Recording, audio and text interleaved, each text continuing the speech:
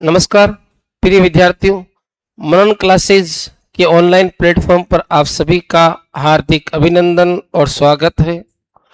राजस्थान अध्ययन कक्षा 10 राजस्थान कला एवं इतिहास पाठ्य पुस्तक का आज अंतिम अध्याय प्रारंभ होने जा रहा है और अंतिम अध्याय का ही ये अंतिम कालांश है और ये कालांश से आपके 15 नंबर यानी कक्षा 10 की जो राजस्थान अध्ययन थी, राजस्थान का कला इतिहास एवं संस्कृति, उसके टोटल 15 वीडियो हमने अपलोड किए हैं यूट्यूब चैनल मनन क्लासेज नागौर पर, जो आपके आगामी एग्जाम के अंदर काफी महत्वपूर्ण साबित होंगे।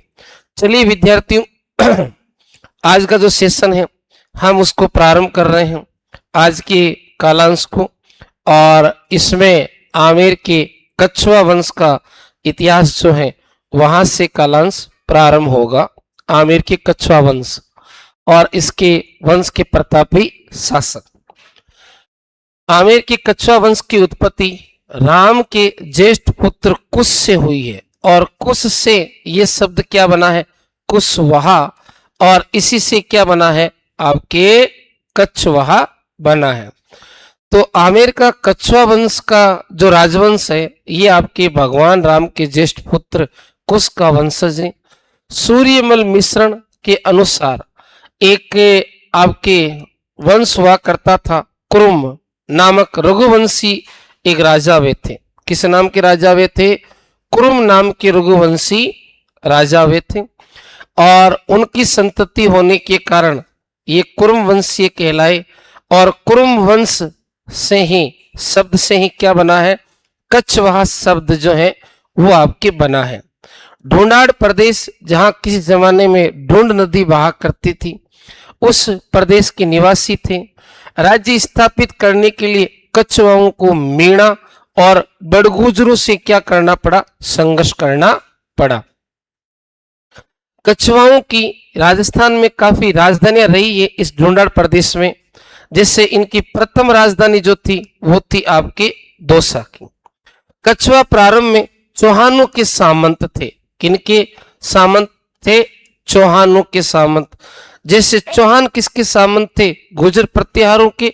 कछवा किनके सामंत थे? चौहानों के। 1137 में दुल्ले राय ने बड़गुजरों को हराकर ढूंढाड़ के नए राज्य की स्थापना की और दुल्ले राय ने किसको राजधानी बनाया? जमुआ रामगढ़ को। और जमुआ रामगढ़ कहाँ है? जयपुर में। तो आमेर के कछवा वंश की प्रथम राजधानी दौसा और दूसरी राजधानी कौन सी है? जमुआ रामगढ़ जयपुर। और इसको राजधानी किसने बनाया था? दुल्हे राय ने, जिसे धोला राय कहा जाता है। रामगढ़ के मीणाओं को हराकर राजधानी बनाया। और कब बनाया था? 1137 में। अब दुल्हे राय के बाद में आमेर के कछवा वंश में एक नए शासक और आते हैं जिनका नाम था आपके कौंकिल देव। क्या नाम था? कौंकिल देव। कौंकिल देव। और कौंकिल देव ने आमेर के मीणाओं को हराकर 1207 के अंदर आमेर को क्या बनाया था? राजधानी बनाया। तो कछवा वंश की पहली राजधानी दौसा, दूसरी जमुआ रामगढ़ और तीसरी कौन सी थी? आमेर। अब हम चलते हैं अगले कछवा राजवंश के जो प्रसिद्ध शासक हुए हैं उनकी तरफ, और उनका नाम क्या है? भारमल। पहले बड़े राजा भारमल है। 1547 से 1573 तक इनका शासन काल है। कठिन परिस्थितियों में आमेर शासक भारमल जो है अपनी सत्ता को मजबूत करने के लिए इनको संघर्ष करना पड़ा और सत्ता को मजबूत करने के लिए भारमल की नजदीकियां किससे बढ़ी? अकबर से बढ़ी। तो अकबर की अधीनता स्वीकार करने वाले पहले राजपूत शासक कौन है? भारमल, जिन्हें बिहारी मल भी कहा जाता है। जिन्हें क्या कहा जाता है? बिहारी मल। यानी मुगलों की अधीनता विद्यार्थियों सबसे पहले आमेर के कछवा राजवंश ने स्वीकार की। भारमल मुगल अधीनता स्वीकार करने वाला पहला राजपूत राजा था। अकबर जनवरी 1562 में अजमेर की यात्रा पर आया था ख्वाजा साहब की जियारत करने के लिए। अकबर ने अजमेर की 14 यात्राएं की है। कितनी यात्राएं की है? 14 यात्राएं। और अजमेर दरगाह पर आने वाला पहला शासक मोहम्मद बिन तुगलक था।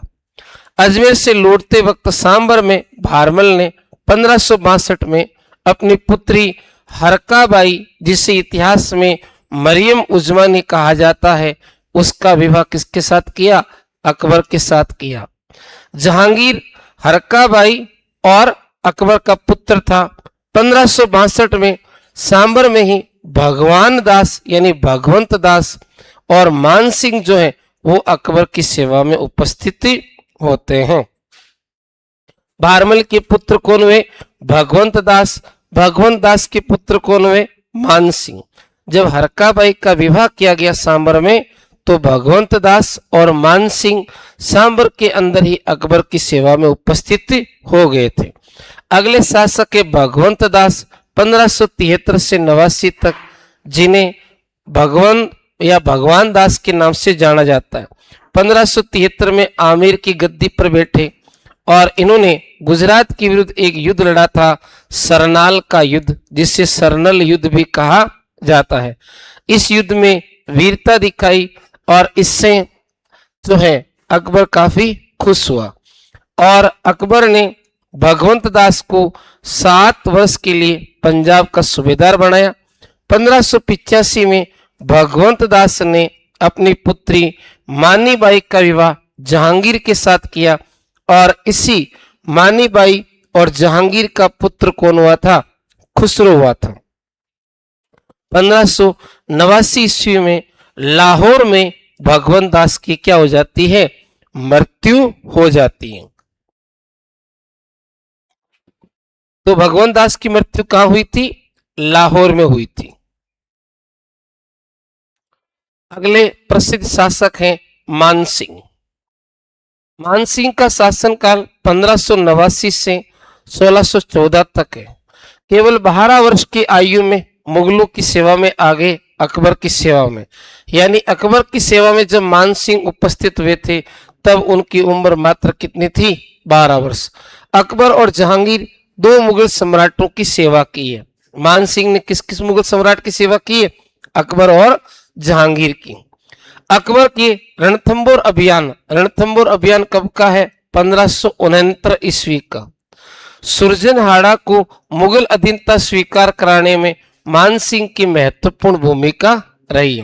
सुरजनहाड़ा रणथंबोर के शासक थे। जब अकबर ने 1569 ईस्वी में रणथंबोर का घेरा डाला तो सुरजनहाड़ा वहां के राजा हुआ करते थे और मान सिंह और भगवंत दास के प्रयासों से सुरजनहाड़ा ने अकबर की अधीनता स्वीकार कर ली। गुजरात अभियान पर गए मान सिंह 1573 में। वहां से लौटते वक्त ये महाराणा प्रताप के पास में अकबर का संधि प्रस्ताव लेकर गए। फिर 1576 में अकबर ने जो हल्दी घाटी में सेना भेजी थी प्रताप के विरुद्ध, उसमें मान सिंह ने उस सेना का नेतृत्व किया। मान सिंह अकबर के 9 रत्नों में शामिल थे। ये ध्यान रखिए, अकबर के जो 9 रत्न थे उसमें एक तो राजपुताने से मान सिंह थे और दूसरे कौन से थे? अबुल फजल। अकबर ने मान सिंह को फर्जंद यानी बेटे की उपाधि दी और कितना मनसब दिया? 7000 का। 1589 में मान सिंह को बिहार की सूबेदारी दी। अकबर ने मान सिंह को सबसे पहले काबुल की सूबेदारी दी थी। कौन सी सूबेदारी दी थी? काबुल की सूबेदारी दी थी। काबुल की सूबेदारी के बाद में कौन सी सूबेदारी दी? बिहार की। और सबसे अंत में कौन सी सूबेदारी मिलेगी इनको? बंगाल की सूबेदारी मिलेगी। 3 सूबेदारियां हैं। कौन कौन सी? काबुल की, बिहार की और कौन सी है? बंगाल की। जब ये 1589 में बिहार के सूबेदार बने कौन? मान सिंह, तब इनके पिता भगवंत दास की क्या हो गई थी? मृत्यु हो गई थी। तो 1589 में मान सिंह आमेर के शासक बने और 1614 तक ये आमेर के राज सिंहासन पर रहे। 1592 में बिहार की सूबेदारी के दौरान मान सिंह ने पहली बार उड़ीसा को जीता और किसको सौंप दिया? मुगलों को सौंप दिया। तो मुगल साम्राज्य में उड़ीसा को मिलाने वाले सेनापति या मनसबदार कौन थे? मान सिंह थे। और उड़ीसा को कब जीता था इन्होंने? उड़ीसा को मान सिंह ने जीता था 1592 ईस्वी में। 1614 में इलिचपुर बर्रार महाराष्ट्र का एरिया है जहां पर मान सिंह की क्या हो गई थी? मृत्यु हो गई थी। मान सिंह विद्वानों के आश्रयदाता थे। मान चरित्र राजकोष जो है ग्रंथ इनके समय में इनके विद्वानों के द्वारा लिखा गया। मुरारीदान ने मान सिंह पर एक रचना लिखी जिसका नाम क्या था? मान प्रकाश। मुरारीदान ने मान सिंह पर कौन सी रचना लिखी? मान प्रकाश। और पंडित जगन्नाथ ने कौन सी लिखी? मान सिंह कीर्ति मुक्तावली।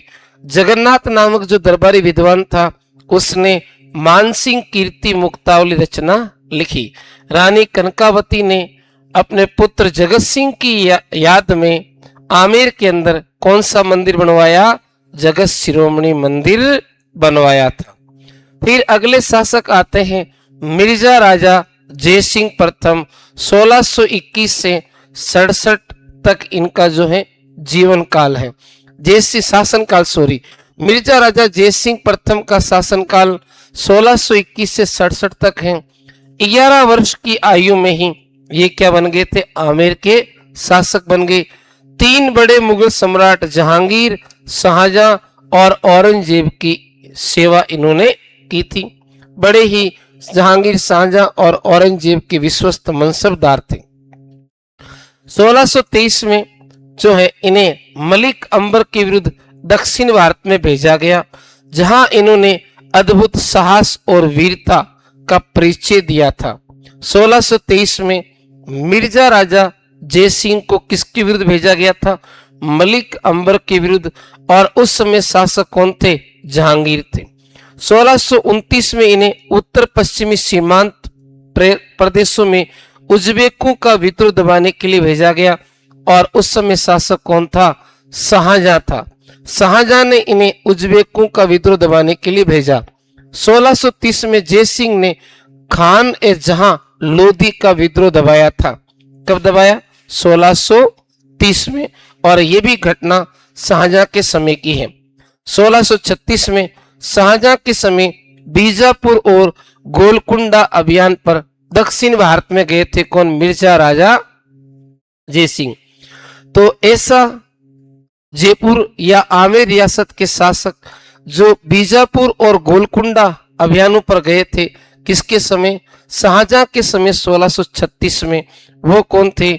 मिर्जा राजा आपके जयसिंह प्रथम थे। 1637 में जयसिंह को मिर्जा राजा की उपाधि दी और ये उपाधि किसने दी थी? शाहजहां ने दी थी। ये पदवी देकर शुजा के साथ कंधार अभियान पर भेजा गया। देखिए मिर्जा राजा जयसिंह के अभियान बहुत इंपॉर्टेंट है। 1623 में मलिक अंबर के विरुद्ध भेजा गया। 1629 में उज्बेकों के खिलाफ भेजा गया। 1630 में खान ए जहां लोधी के विरुद्ध गए और 1636 में बीजापुर और गोलकुंडा। 1637 में शाह शुजा जो है ये शुजा आपके शाहजहां का पुत्र था, इसके साथ में कंधार अभियान पर गए।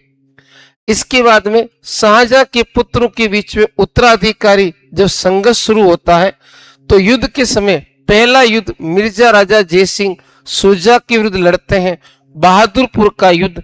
और इस युद्ध में शुजा को पराजित कर देते हैं कौन? मिर्जा राजा जयसिंह।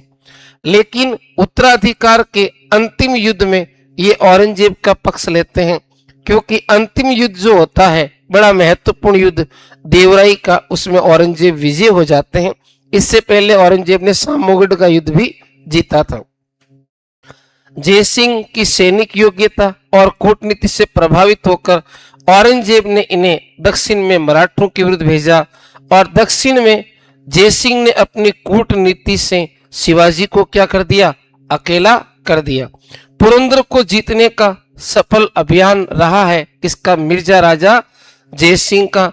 जयसिंह ने शिवाजी के विरुद्ध अभियान पर जाते समय कहा था कि हम शिवा को व्रत के केंद्र की तरह घेर लेंगे। जयसिंह की कुशलता का इससे बड़ा प्रमाण क्या हो सकता है कि महान मराठा शासक शिवाजी को मिर्जा राजा जयसिंह रोकने में क्या रहे, सफल रहे, जिसने अफजल खां जैसे सेनानायक को भी हरा दिया। किसने? शिवाजी ने। अंत में शिवाजी और जयसिंह के मध्य पुरंदर की संधि हुई थी। कब? 1665 में। पुरंदर की संधि जयसिंह की दूरदर्शिता और शक्ति की पराकाष्ठा। पूछ सकते हैं मिर्जा राजा जयसिंह की पराकाष्ठा का प्रमाण क्या है? तो 1665 की पुरंदर की संधि है, जो मिर्जा राजा जयसिंह और शिवाजी के मध्य हुई। अनेक भाषाओं के ज्ञाता और विद्वानों का सम्मान करने वाले थे। मिर्जा राजा जयसिंह का दरबारी कवि था कवि बिहारी, और कवि बिहारी ने कौन सा ग्रंथ लिखा था? बिहारी सतसई। और ये ग्रंथ कौन से रस का है विद्यार्थियों? श्रृंगार रस का है। कौन से रस का है? श्रृंगार रस का।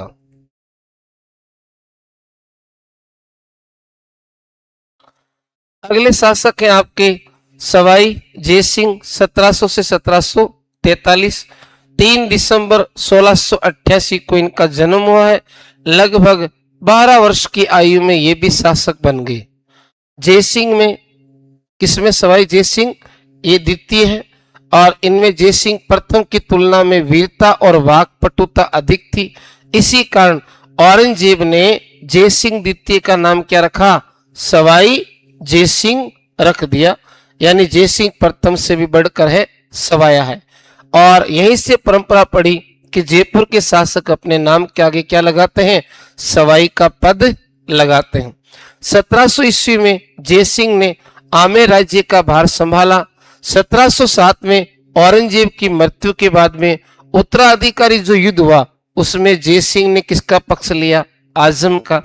और आजम जो है वो जाजू के मैदान में मोजम से लड़ते हुए क्या हो गया? मारा गया। मोजम इस युद्ध में जीते, जो बहादुर शाह के नाम से शासक बने, और उन्होंने आमेर पहुंचकर जो सवाई जयसिंह के छोटे भाई थे विजय सिंह, उनको आमेर का शासक बना दिया।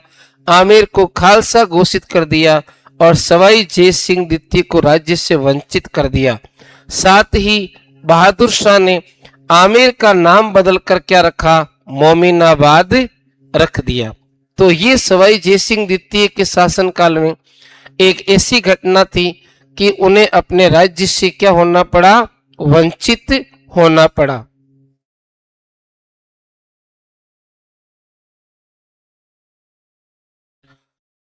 मेवाड़ की सहायता से जयसिंह ने पुनः आमेर प्राप्त कर लिया, और मुगल सम्राटों ने भी आमेर का शासक जयसिंह, सवाई जयसिंह को आपके मान लिया। फर्रुख सिंह ने 1713 में जयसिंह को मालवा की सूबेदारी दी थी। सवाई जयसिंह के जीवन काल में सबसे बड़ी जो है द्वितीय के जीवन काल में वो है मालवा की सूबेदारी, और इनको मालवा की सूबेदारी आपके 3 बार मिली है। जयसिंह के प्रयासों से 17 जुलाई 1734 को राजपूत राजाओं ने हुरडा भीलवाड़ा में एक सम्मेलन बुलाया था। हुरडा सम्मेलन कहाँ बुलाया था? भीलवाड़ा में। और इस सम्मेलन के अध्यक्ष कौन थे? जगत सिंह सेकंड थे। कहाँ के शासक? आपके मेवाड़ के महाराणा। अब इस सम्मेलन का उद्देश्य क्या था कि सभी राजपूत राजाओं को इकट्ठा करके मराठों और पिंडारियों का जो आतंक राजपूताने में है लूटपाट का, उसको समाप्त करना। किंतु आपसी अविश्वास से ये योजना कार्य रूप नहीं ले सकी। सवाई जयसिंह ने 1729 में बूंदी के मामले में भी क्या कर दिया? हस्तक्षेप कर दिया। और जब बूंदी के शासक कौन थे? बुद्ध सिंह, उनको अबदस्त किया गया। तो बुद्ध सिंह ने किसकी शरण ले ली?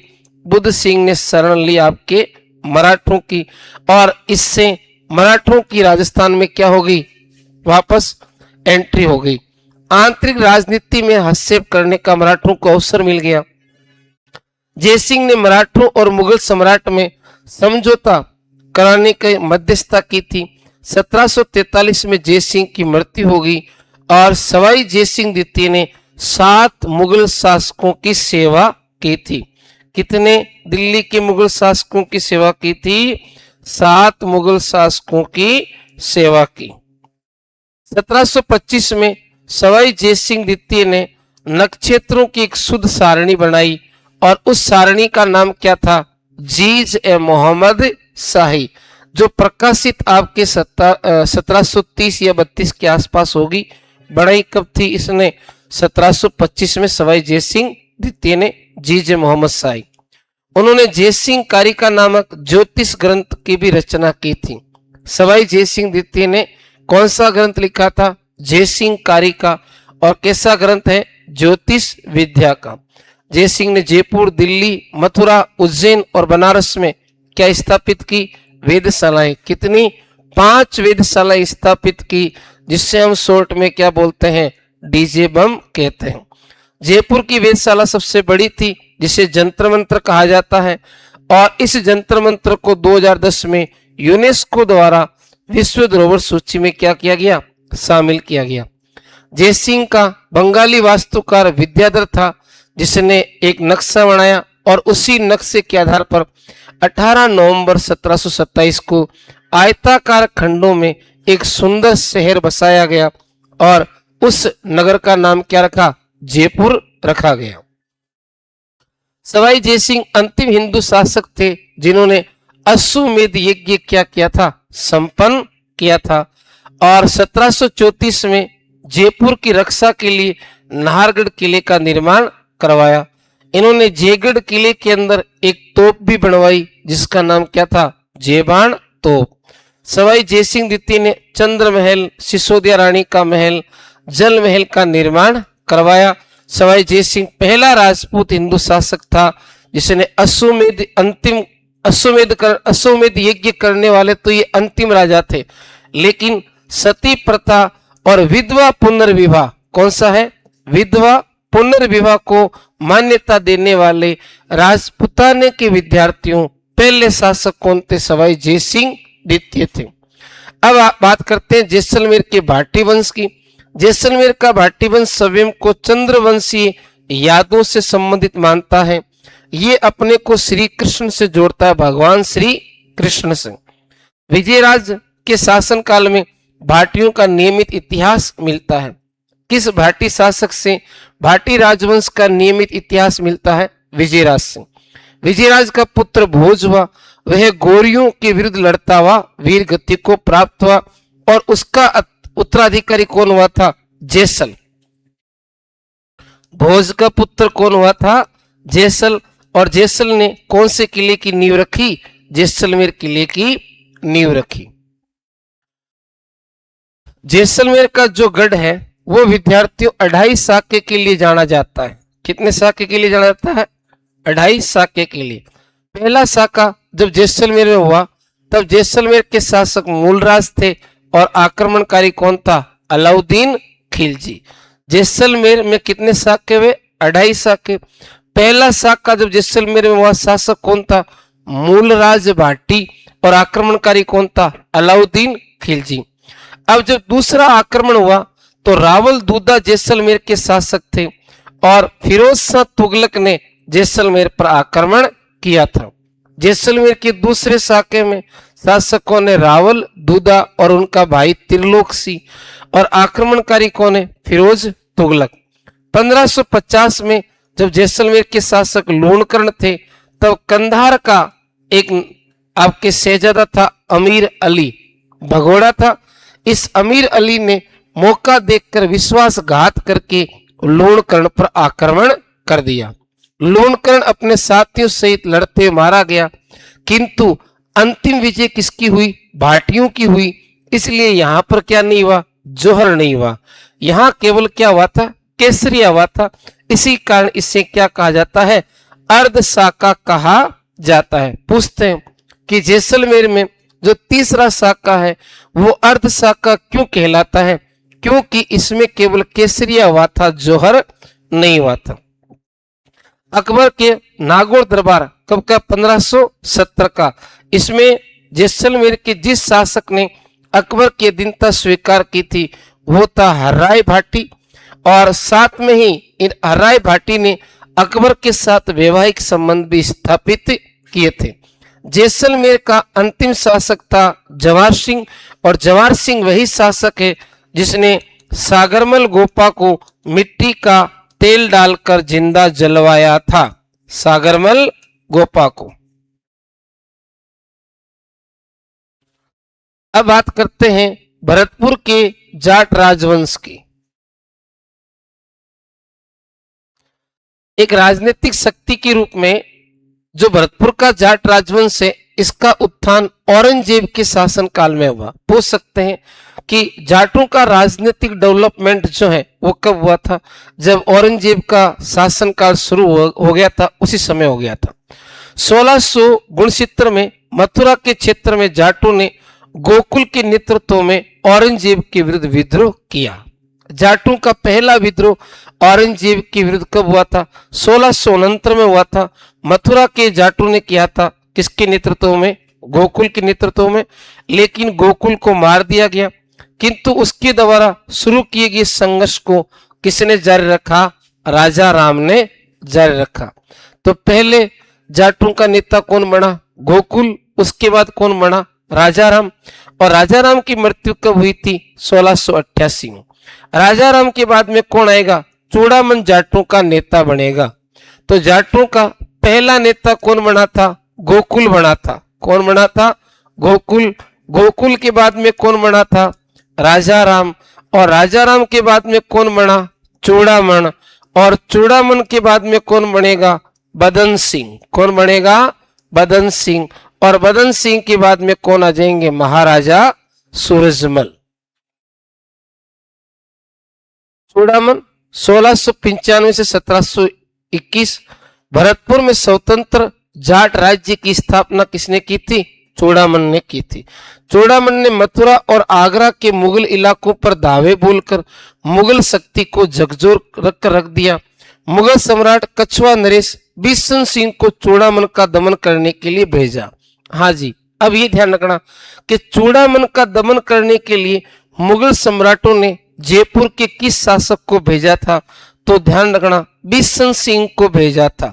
ये जयपुर के शासक या आमेर के शासक थे, जिनको चूड़ामन के खिलाफ भेजा गया। चूड़ामन ने शक्ति प्राप्त की और थोड़ नामक किला बनाकर अपना राज्य स्थापित किया था। इसके बाद में अगले शासक आते हैं बदन सिंह, 1723 से 56। बदन सिंह जाट नेता चूड़ामन का उत्तराधिकारी था। जयसिंह ने ब्रजराज की उपाधि दी।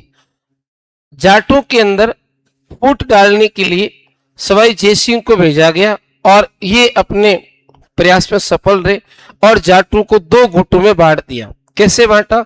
सवाई जयसिंह द्वितीय ने बदन सिंह को अपने पक्ष में मिलाया और इन्हें डी की जागीर दिलाई और साथ में ब्रजराज की उपाधि दी।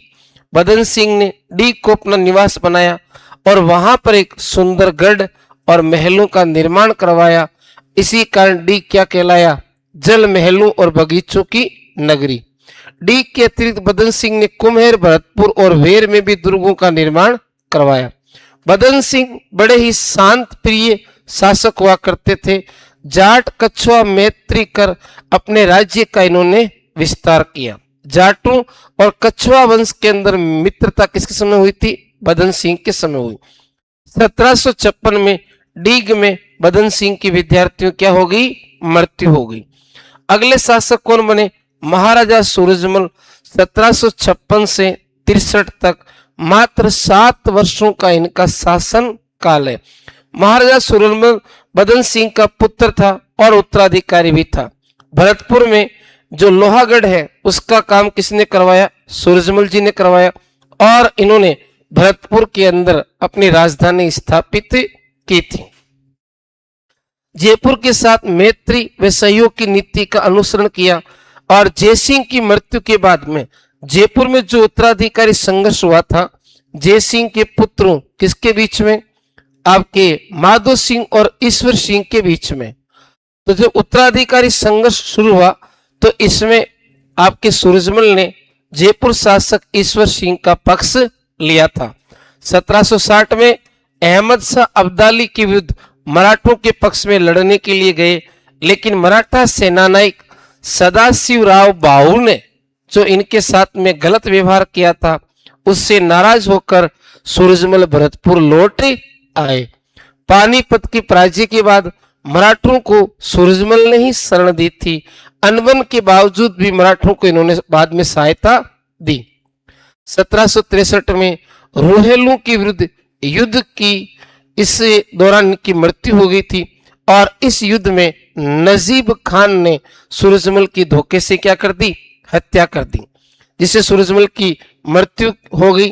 और ये सूरजमल का अपने शत्रु के मन में एक बड़ा खौफ का उदाहरण था कि मरने के बाद भी नजीब खान ने 5-6 बार चेक किया कि सूरजमल मरे हैं या जिंदा हैं।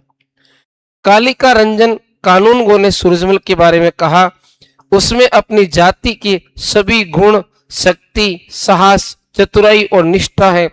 कभी पराजय स्वीकार न करने वाली अदम्य भावना विद्यमान है। किसके अंदर? राजा सूरजमल के अंदर है।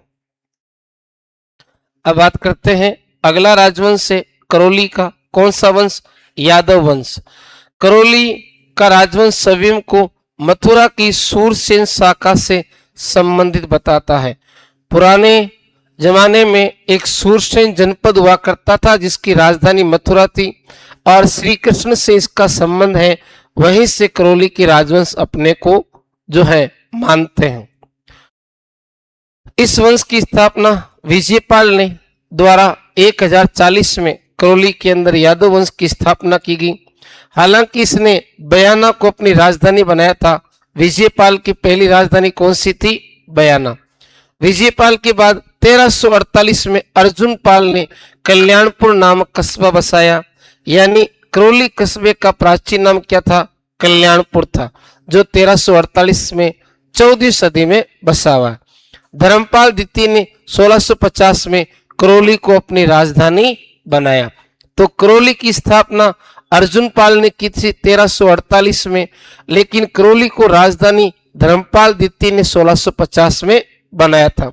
गोपाल पाल ने करौली में मदन मोहन मंदिर का निर्माण करवाया। करौली में मदन मोहन मंदिर का निर्माण किसने करवाया था? गोपाल पाल ने। हरबख्श पाल करौली के वो शासक थे जिन्होंने 9 नवंबर 1817 में अंग्रेजों से सर्वप्रथम संधि की थी। राजपुताने में अंग्रेजों के साथ में सर्वप्रथम संधि करने वाली रियासत कौन सी है? करौली। और शासक कौन है? हरबख्श पाल। 9 नवंबर 1817 को।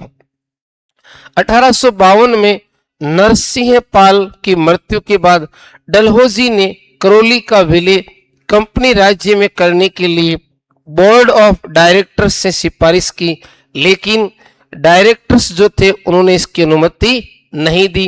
1.5 वर्ष बाद विचार विमर्श के बाद में मदन पाल को जो है वो करौली का क्या बनाया गया?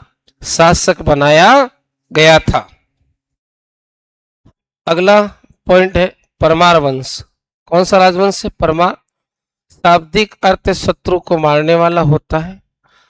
और परमारों का जो शासन था प्रारंभ में आबू में था, वहां तक सीमित थे।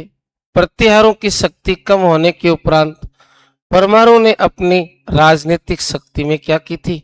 वृद्धि की थी। आबू के जो परमार वंश है उसका संस्थापक है धूमराज। ध्यान रखना, पूछा जा सकता है कि आबू के परमार वंश का संस्थापक कौन है? धूमराज। लेकिन आबू के परमारों की वंशावली कहां से शुरू होती है? उत्पल राज से शुरू होती है। दोनों ही सवाल इंपॉर्टेंट है। आबू के परमार वंश का संस्थापक धूमराज है। वंशावली कहां से शुरू होती है? उत्पल राज से। पड़ोसी होने के कारण आबू के परमारों का गुजरात के जो चालुक्य थे या सोलंकी शासक थे उनके साथ लगातार संघर्ष चला है। गुजरात के शासक मूलराज सोलंकी से पराजित होने के कारण आबू के शासक धरणीवराह और राष्ट्रकूट धवल की शरण लेनी पड़ी। जो धरणीवराह आबू का शासक था वो मूलराज सोलंकी से जो गुजरात के शासक थे उनसे पराजित हुआ और फिर राष्ट्रकूट शासक धवल के पास में चला गया। कुछ समय बाद धरणीवराह ने आबू को पुनः जीत लिया। इसके बाद में अगली बात करें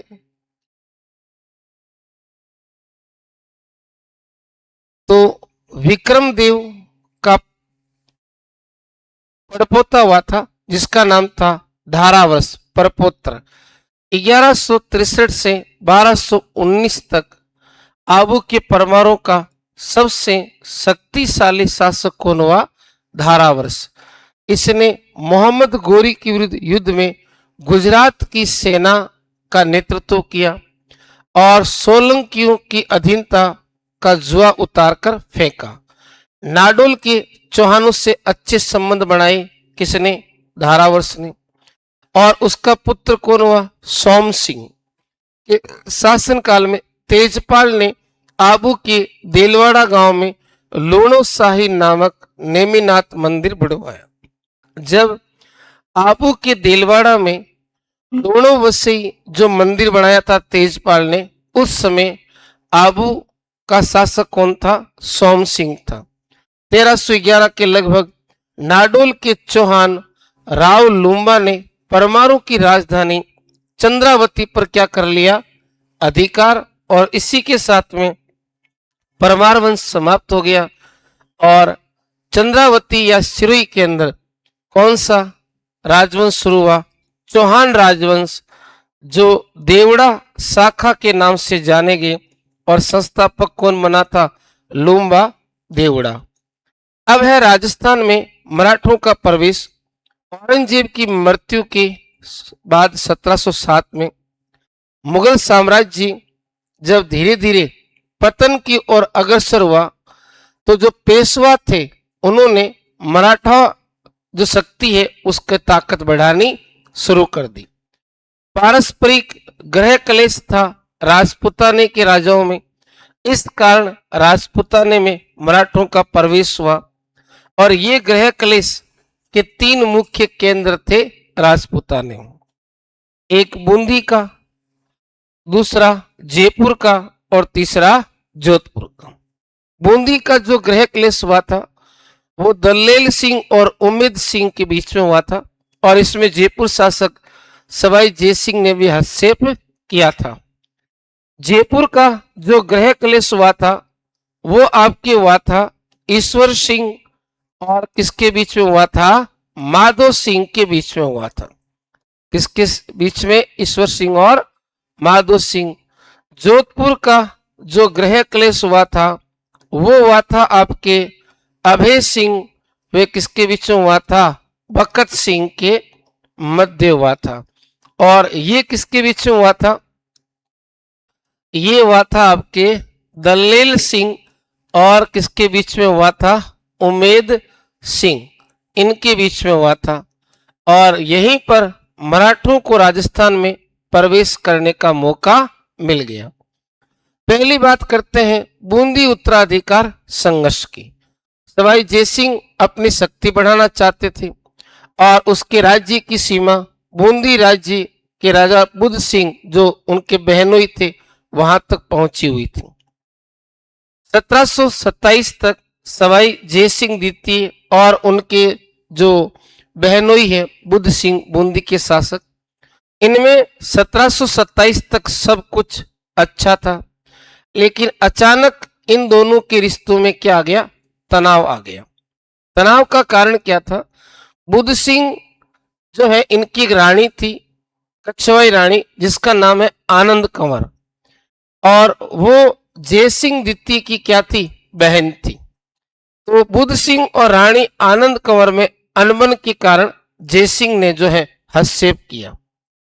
माना जाता है कि बुद्ध सिंह ने चूड़ावत रानी के इशारे पर जो है आपके कछवाई रानी का अपमान करना शुरू कर दिया। बुद्ध सिंह ने कछवाई रानी से उत्पन्न पुत्र भवानी सिंह को अपना पुत्र मानने से इनकार कर दिया। इससे सवाई जयसिंह द्वितीय नाराज हो गए क्योंकि यह उनकी बहन का क्या था? अपमान था। और यहां से बात धीरे धीरे बिगड़ने लगी।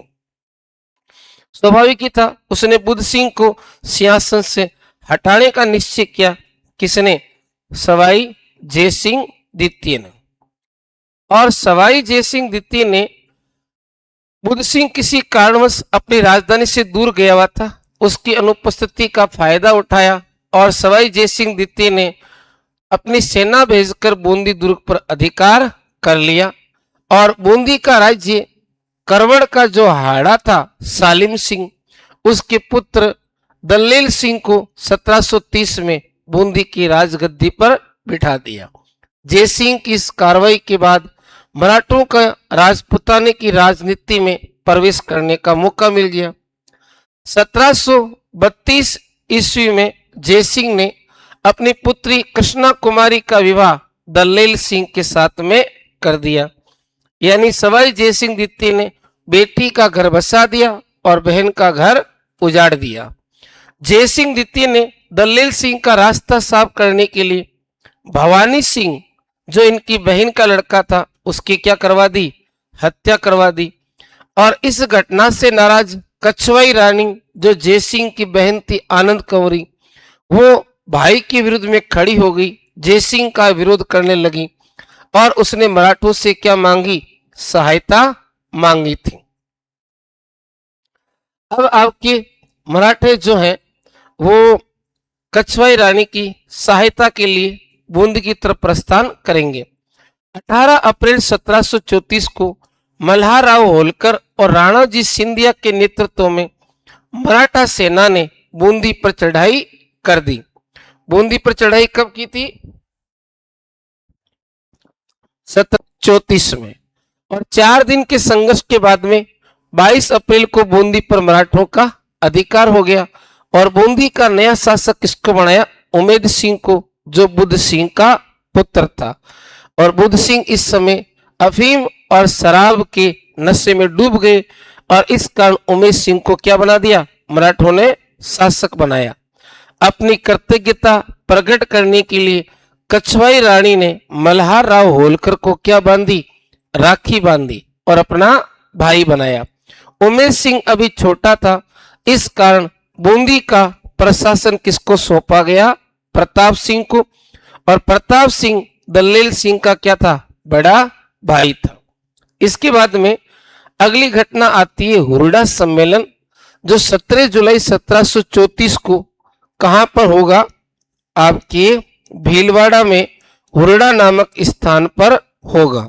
वैसे सम्मेलन 16 जुलाई को स्टार्ट हुआ था और 2 दिन चला था। हुरडा सम्मेलन का उद्देश्य क्या है, मालवा, गुजरात और बुंदेलखंड में मराठों को रोकने के लिए प्रयास करना था। राजपूत शासकों के आंतरिक झगड़ों में मराठों के इस प्रथम हस्तक्षेप ने राजस्थान के राजाओं की जो है आंखें खोल दी और उन्हें सोचने पर, विचार करने पर क्या किया, मजबूर किया गया। हुरडा नामक स्थान पर सम्मेलन हुआ था। कब हुआ था, 16 जुलाई 1734 को शुरू हुआ और 17 जुलाई 1734 को ये बैठक पूरी हुई थी। इसके अध्यक्ष कौन थे, इसके अध्यक्ष थे मेवाड़ के महाराणा जगत सिंह द्वितीय। इस हुरडा सम्मेलन में किन किन राजाओं ने भाग लिया, तो जोधपुर यानी मारवाड़ से आए थे अभय सिंह और नागौर से कौन आते हैं ये हुरडा सम्मेलन में, बकत सिंह आते हैं। बीकानेर का शासक कौन था, जोरावर सिंह। और कोटा का शासक हुरडा सम्मेलन में आया, उसका नाम था दुर्जन साल। तो हुरडा सम्मेलन की अध्यक्षता मेवाड़ के महाराणा जगत सिंह द्वितीय ने की। जोधपुर के शासक अभय सिंह आए, नागौर के बकत सिंह, बीकानेर के जोरावर सिंह, कोटा के दुर्जन साल और बूंदी के उस समय शासक कौन थे, दल्लेल सिंह। और करौली का शासक कौन था, गोपाल दास। और किशनगढ़ का शासक कौन आया था, राज सिंह। ये प्रमुख शासक जो हैं हुरडा सम्मेलन में उपस्थित हुए थे। विचार विमर्श के बाद 17 जुलाई 1734 को सभी शासकों ने एक समझौते पर हस्ताक्षर की और समझौते के अनुसार सभी शासक क्या करेंगे, एकता बनाए रखेंगे और एक का अपमान सभी का अपमान समझा जाएगा। कोई राज्य दूसरे राज्य के विद्रोही को अपने यहाँ पर शरण नहीं देगा और मराठों के विरुद्ध वर्षा ऋतु के बाद कार्रवाई की जाएगी, जिसके लिए समस्त शासक अपनी सेना लेकर कहां एकत्रित होंगे, रामपुरा में। लेकिन जैसे सीजन गुजरी 22 की, रामपुरा में अकेले कौन आए? सवाई जयसिंह द्वितीय आए जयपुर के। यदि कोई शासक किसी कारणवश उपस्थित होने में असमर्थ होगा तो वह अपने पुत्र या भाई को भेजेगा, किंतु इस सम्मेलन की योजना जो है वो धरातल पर नहीं उतर पाई। प्रत्येक शासक अपने स्वार्थ के अंदर जुटा रहा और उनमें एकजुटता जो है स्थापित नहीं हो पाई। इस कारण हुडा सम्मेलन की जितनी भी गतिविधियां थी सारी की सारी क्या हो गई? योजनाएं धरी रह गई। अब है जयपुर का उत्तराधिकारी संघर्ष 1708 में हुआ था। सवाई जयसिंह ने मेवाड़ महाराणा जो थे अमर सिंह द्वितीय की पुत्री चंद्र कंवर बाई से क्या की थी? शादी की थी। अब जयपुर में उत्तराधिकारी संघर्ष का कारण क्या बना? सवाई जयसिंह द्वितीय द्वारा मेवाड़ के महाराणा जो वे थे अमर सिंह सेकंड, कौन वे थे? अमर सिंह सेकंड, इनकी पुत्री का नाम क्या था? चंद्र कंवर बाई। इसका विवाह जो हुआ था उसकी शर्त में जयपुर में उत्तराधिकार के संघर्ष का कारण बनी। विवाह से पूर्व जयसिंह द्वितीय ने एक इकरारनामे पर हस्ताक्षर किए जिसमें मेवाड़ की राजकुमारी से उत्पन्न पुत्र को ही, चाहे वे छोटा ही क्यों ना हो, जयपुर के राज सिंहासन पर बैठाने की बात की थी। क्यों की थी? क्योंकि आमेर को बहादुर शाह ने खालसा घोषित कर लिया और आमेर को पुनः प्राप्त करने के लिए सवाई जयसिंह को एक समझौता करना पड़ा था। किसके साथ में? मेवाड़ के महाराणा अमर सिंह के साथ में। और उसी समझौते के तहत अमर सिंह ने दो शर्तें रखी थी कि हम आपको आमेर दिलाएंगे, बदले में आपको हमारी पुत्री चंद्र कंवर से विवाह करना पड़ेगा और इसी की संतान आमेर की शासक बनेगी। 1722 में जयसिंह की खींची रानी सूरज कंवर से एक पुत्र ईश्वर सिंह उत्पन्न हो गया था। 1728 में मेवाड़ की जो रानी थी चंद्र कंवर, इसका पुत्र हुआ था माधो सिंह।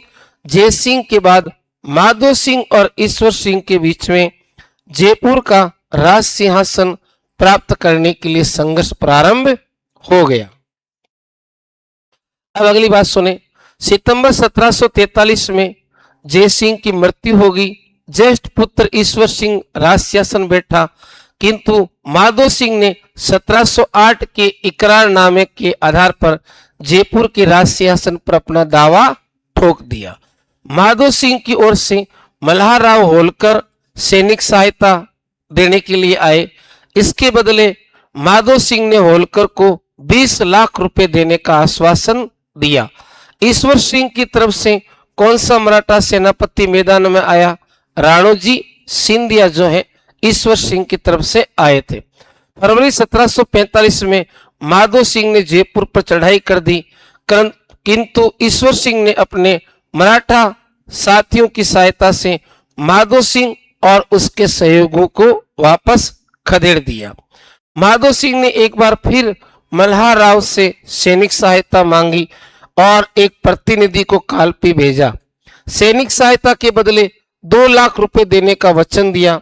मल्हार राव ने अपने पुत्र खांडे राव को 1000 सवार के साथ इन तीनों राजपूतों की सहायता करने के लिए भेजा, क्योंकि माधो सिंह के साथ में जयपुर की सेना भी थी और कहाँ की सेना?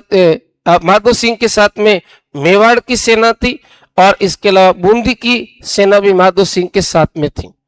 1 मार्च 1747 को दोनों पक्षों के बीच राजमहल टोंक में बड़ा युद्ध हुआ, बनास नदी के किनारे, और इस युद्ध में भी कौन विजय रहे?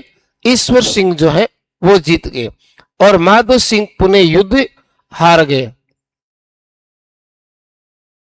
राजमहल के युद्ध के बाद पेशवा बहुत कुछ झुकाव ईश्वर सिंह की ओर था, किंतु राजमहल युद्ध के बाद में महाराणा जगत सिंह जो मेवाड़ के शासक थे, उन्होंने अधिक रुपए देने का लालच दिया, तो पेशवा का झुकाव किसकी तरफ आ गया?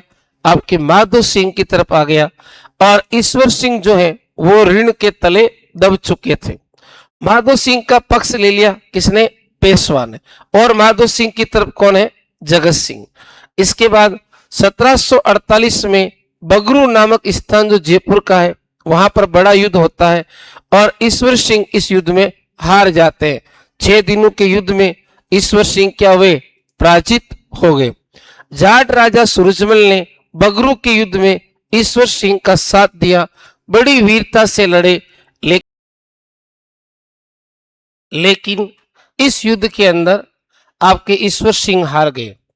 हारने के कारण माधो सिंह को 4 परगने देने पड़े और उमेद सिंह को बूंदी का राज्य लौटाने की बात की ईश्वर सिंह ने। मराठों को भारी धनराशि देने का भी वादा करना पड़ा ईश्वर सिंह को। बगरू युद्ध अगस्त 1748 के बाद में ईश्वर सिंह ने जो रुपया मराठों को देने का वादा किया था वह उन्हें नहीं दे पाए और होलकर धन की वसूली के लिए जयपुर की ओर बढ़े। होलकर को मार्ग में रोकने के लिए राजदूत जो जयपुर का था 2 लाख रुपए लेकर वहां पर मिला उनसे, पर होलकर ने इस राशि से खुश नहीं थे और जयपुर की ओर बढ़ना जारी रखा। जयपुर के राजदूत ने लौटकर ईश्वर सिंह को ये सूचना दी।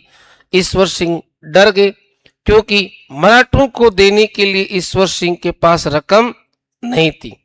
तब निराश होकर 13 दिसंबर 1750 को ईश्वर सिंह ने आत्महत्या करके सारे राजनीतिक जंजालों से क्या पाली, आजादी प्राप्त कर। अब होलकर ने माधो सिंह को बुलाकर जयपुर के सिंहासन पर बैठाया और माधो सिंह के राज सिंहासन पर बैठते ही मराठों ने अपने धन की लंबी चौड़ी एक लिस्ट बनाकर रख दी। कहा जी सिंहासन पर बैठने से कुछ नहीं होगा, ये पैसे चुकाने पड़ेंगे। माधो सिंह भी मराठों को सबक सिखाना चाहता था, ये भी मराठों की अवैध वसूली से परेशान था। 10 जनवरी 1751 को एक सुनहरा मौका देखकर जिस दिन 4000 मराठे जयपुर गुलाबी नगरी पिंक सिटी के कला सौंदर्य और मंदिरों का मार्केट का अवलोकन करने के लिए दुर्ग में आए, जयपुर शहर में आए, तो माधो सिंह ने नगर के दरवाजे बंद करवा दिए। अपने सैनिकों से और अपने नागरिकों से कहा कि जिसको जो जहां मिले उसको वहीं पर दफना दो। इस प्रकार मराठों का कत्ले आम करवाया किसने, माधो सिंह ने। अब आगे चलकर मराठों का संघर्ष जयपुर के शासकों के साथ चलता रहेगा।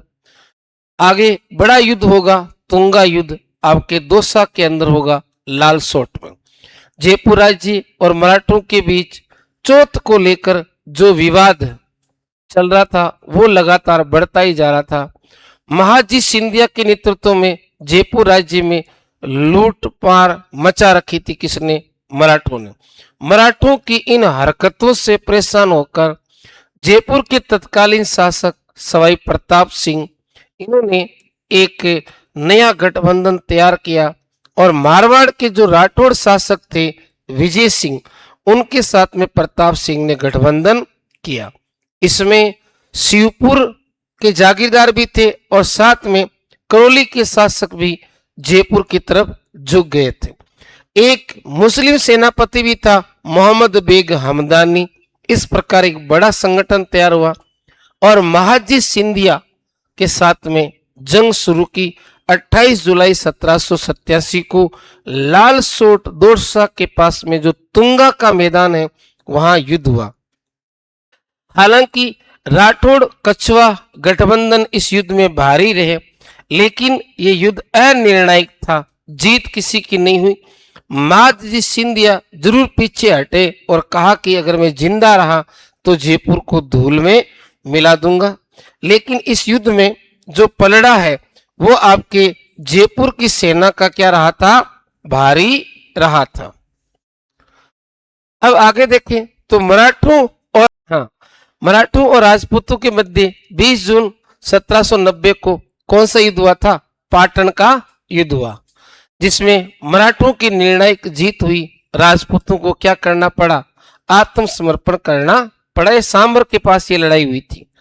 जयपुर के शासक प्रताप सिंह ने मराठों से मुक्ति का एक और प्रयास किया और जोधपुर की सहायता से 16 अप्रैल 1800 ईस्वी को मालपुरा में मराठों से फिर जंग लड़ी, लेकिन इस बार भी कौन जीत गए? मराठा जीत गए और जयपुर राज्य को क्या करनी पड़ी? संधि करनी पड़ी। अब है कृष्णा कुमारी विवाद।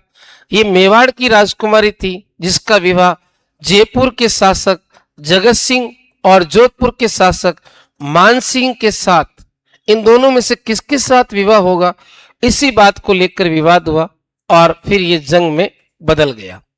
वैसे सगाई मेवाड़ महाराणा भीम सिंह ने अपनी पुत्री कृष्णा कुमारी की मारवाड़ के शासक भीम सिंह के साथ में की थी, लेकिन भीम सिंह की असामयिक मृत्यु हो गई।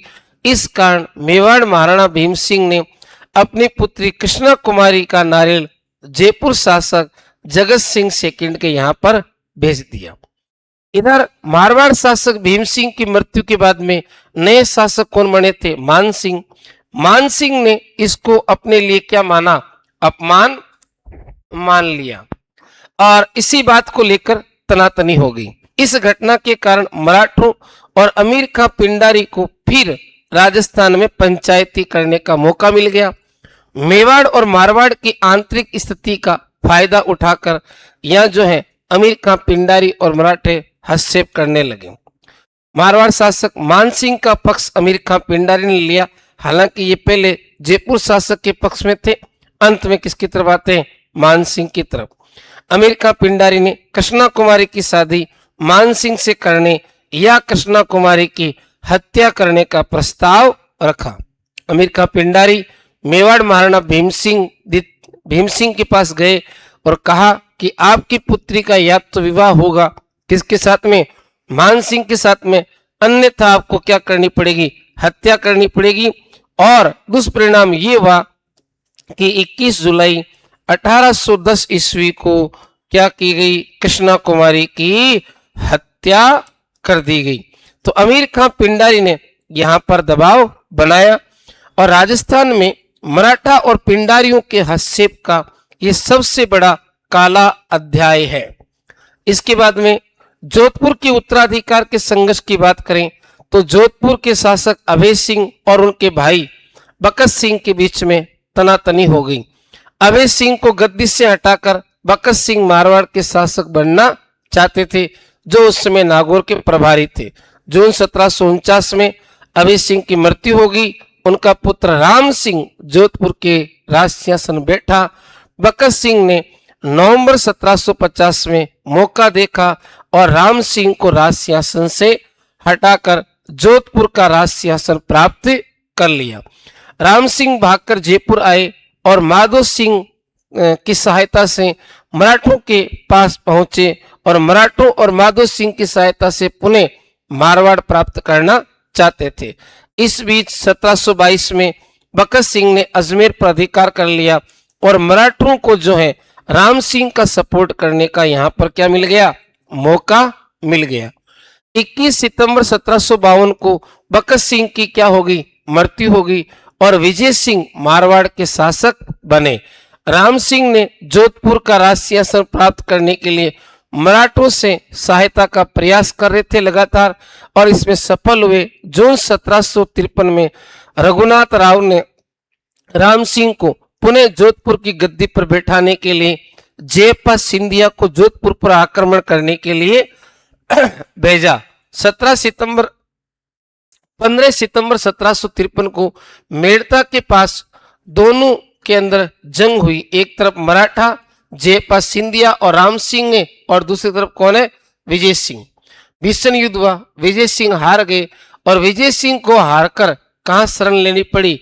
नागौर के अहिचित्र फोर्ट में शरण लेनी पड़ी। फरवरी 1756 में इनके बीच में संधि हुई और संधि के तहत अजमेर और तारागढ़ जो दुर्ग है वो किसको दिया गया? मराठों को दिया गया। जालोर सहित आधा मारवाड़ का राज्य, इसमें सांबर है, मारोट, सोजत, परबत्सर और केकड़ी के 84 गांव, ये किसके अधिकार में आ गए? राम सिंह के अधिकार में आए थे। तो राम सिंह को कौन कौन सा क्षेत्र दिया? जालोर दिया, सांबर, मारोट, सोजत, परबत्सर और केकड़ी के 84 गांव। इधर जोधपुर, नागौर और मेड़ता का क्षेत्र किसके प्रभुत्व में रहा था? आपके विजय सिंह के प्रभुत्व में रहा था। विजय सिंह को युद्ध की क्षतिपूर्ति के लिए 50 लाख रुपए मराठों को देना स्वीकार किया गया, जिसमें 25 लाख प्रथम वर्ष में और शेष राशि आगामी 2 वर्षों में 2 किस्तों में देनी थी। राम सिंह ने अपनी सहायता के बदले मराठों को कितने दिए? 5 लाख रुपए देना स्वीकार किया था। जोधपुर राज्य 1.5 लाख रुपए वार्षिक कर के रूप में मराठों को क्या देगा? टैक्स देगा। राम सिंह द्वारा विजय सिंह की सीमा का अतिक्रमण करने पर विजय सिंह सैनिक कार्रवाई के लिए जो है वो स्वतंत्र रहेगा। ये संधि की शर्तें थी। लेकिन इसी बीच यहाँ पर नागौर के पास ताउसर गांव में जयप्पा सिंधिया की क्या हो जाती है? हत्या हो जाती है और पूरे समीकरण बदल जाते हैं। तो विद्यार्थियों, ये आपके राजस्थान अध्ययन पाठ्य पुस्तक कक्षा 10 राजस्थान का इतिहास एवं कला संस्कृति इसी कालांश के साथ में कंप्लीट हो चुकी है। तो आगामी एग्जाम के लिए आप जो तैयारी कर रहे हैं उसको अच्छी तरह से क्वालिफाई करने के लिए आप ये जो 15 वीडियोज हैं देख सकते हैं। और आपको अगर ये कालांश पसंद आता है तो इस वीडियो को अधिक से अधिक शेयर करें और चैनल को सब्सक्राइब करें।